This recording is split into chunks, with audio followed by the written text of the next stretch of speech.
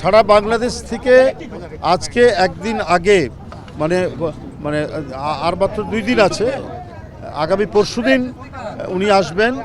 আজকেই আমরা দেখতে পাচ্ছি বিভিন্ন জেলা থেকে লোক আসা শুরু হয়েছে। তো সুতরাং 25 তারিখে এখানে মানে মানুষের মহামিলন এবং মহামেলায় পরিণত হবে, এই ব্যাপারে আমরা নিশ্চিত। আমরা এখন শুধুমাত্র উনি নেমে একেবারে এই মঞ্চে এসে এখানে এই জনসমাগম, এটা কিন্তু সমাবেশ না, এই যে জনসমাগম হবে তাদের সামনে শুভেচ্ছা দিয়ে উনি তার মা দেশনেত্রী বেগম খালেদা জিয়া, যিনি দীর্ঘদিন নিপীড়ন নির্যাতন সহ্য করেছেন, আজকে চিকিৎসাধীন অবস্থায়, তাকে দেখে তারপরে তিনি বাসায় যাবেন। তো সেই পর্যন্ত আমি মনে করি বাসায় যাওয়া পর্যন্ত রাস্তার 2 ধারে অসংখ্য মানুষ, লক্ষ লক্ষ মানুষ।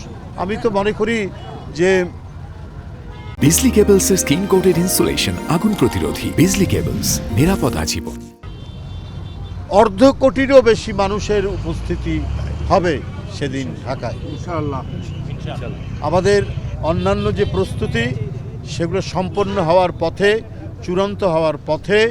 আমরা যে সমস্ত ডিপার্টমেন্টকে বলেছিলাম, আমরা চিঠি দিয়েছিলাম, বিশেষ করে স্টেজ এবং ভারপ্রাপ্ত চেয়ারম্যানের নিরাপত্তা, কারণ উনি 17 বছর পর আসছেন, জাতীয়তাবাদী শক্তির একজন প্রতীক। তাকে নানাভাবেই মানে তাকে যে সতর্কতা এবং তার যে নিরাপত্তা, সেটা বিধান করার দায়িত্ব প্রথমত সরকারের, তারপর দল সে বিষয়ে পদক্ষেপ গ্রহণ করছেন, একটার পর একটা তারা সেই প্রস্তুতি নিচ্ছেন। আমি আশা করি সরকারও সেটা নিচ্ছেন, যেটা আমরা এখানে তার কিছু উদাহরণ আমরা এখানে পাচ্ছি, দৃষ্টান্ত আমরা পাচ্ছি। তো সব মিলিয়েই আগামী পরশুদিনের বিএনপির ভারপ্রাপ্ত চেয়ারম্যান জনাব তারেক রহমানের স্বদেশ প্রত্যাবর্তন শান্তিপূর্ণ এবং জনতার অসংখ্য জনতার শুভেচ্ছায় সিক্ত হবেন জনাব তারেক রহমান, এবং সেই জনসমাগমকে তিনি শুভেচ্ছা জানাবেন। অনেক দিন পর তিনি ফিরে আসছেন, তাদেরকে অভিবাদন জানাবেন। ধন্যবাদ।